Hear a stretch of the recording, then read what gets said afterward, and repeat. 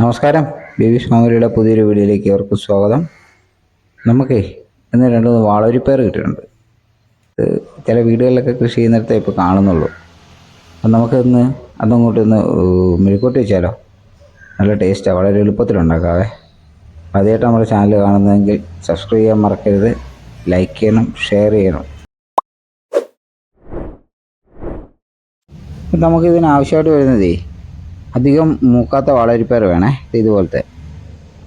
പിന്നെ വെളുത്തുള്ളി, ഒരു 2-3 അല്ലി വെളുത്തുള്ളി, 4 പച്ചമുളക്, ഒരു സവോള, തേങ്ങാക്കൊത്ത്, കറിവേപ്പില. അപ്പോൾ എന്നാൽ കറി വെച്ചാലോ. അപ്പോൾ നമുക്കിതെല്ലാം ഒന്ന് നല്ലതായിട്ട് കഴുകി അരിഞ്ഞ് വൃത്തിയാക്കി കൊണ്ടുവരാവേ. നമ്മൾ നന്നായിട്ട് ഇത് അരിഞ്ഞ് വൃത്തിയാക്കി കൊണ്ടുവന്നിട്ടുണ്ടേ. ഇത് ഈ വലുപ്പത്തിന് വേണം അരിയാൻ വേണ്ടി. ഇതാണെന്നുണ്ടെങ്കിൽ ആ മൂടി വെച്ച് വേവിക്കുമ്പോൾ ആവിക്ക് നന്നായിട്ട് വെന്ത് കിട്ടിക്കോളും. നമ്മളേ ചെറിയ ഉരുളി വെച്ചെടുത്തിട്ടുണ്ട്, ഫ്ലെയിം ഓൺ ചെയ്തിട്ടുണ്ട്. ഉരുളി ചൂടായിട്ടുണ്ട്, നമുക്ക് വെളിച്ചെണ്ണ ഒഴിച്ചെടുക്കാവേ.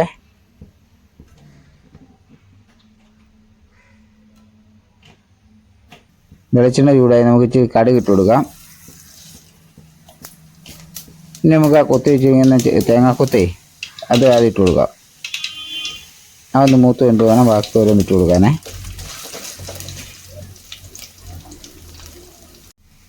നമുക്കിതിലേക്ക് ഒരു തണ്ട് കരിവേപ്പില ചേർത്ത് കൊടുക്കാം. ഇളക്കിയിട്ട് അതിലേക്ക് അരിഞ്ഞ് വെച്ചിരിക്കുന്ന സവോള ചേർത്ത് കൊടുക്കാം. നമുക്ക് ആവശ്യമായ ഉപ്പ് ചേർത്ത് കൊടുക്കാം. സവോള ചെറുതായിട്ട് വാടിയിട്ടുണ്ടേ. നമുക്ക് അതിൻ്റെ അകത്ത് വെളുത്തുള്ളിയും പച്ചമുളകും കൂടി ചേർത്ത് കൊടുക്കാവേ.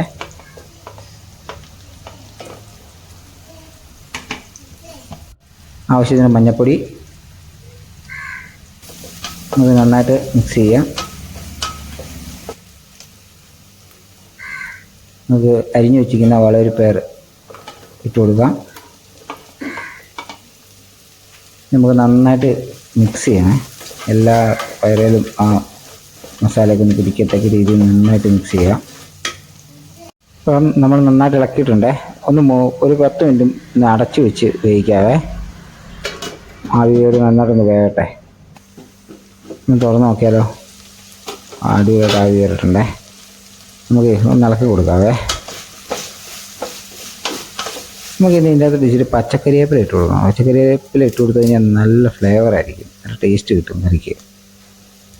ഒന്ന് ഇളക്കി നന്ന അടിപൊളിയായിട്ട് ഇളക്കി കൊടുക്കാവേ. നമ്മുടെ വാളരിപ്പയർ കൊണ്ടുള്ള മെഴുക്കൂട്ട് റെഡിയായിട്ടുണ്ട്. നമ്മുടെ വീഡിയോ ആദ്യമായിട്ട് കാണുന്നവരാണെങ്കിൽ സബ്സ്ക്രൈബ് ചെയ്യാൻ മറക്കല്ലേ, ലൈക്ക് ചെയ്യണം, ഷെയർ ചെയ്യണം. നമുക്ക് നേരത്തെ വീഡിയോ കാണാവേ.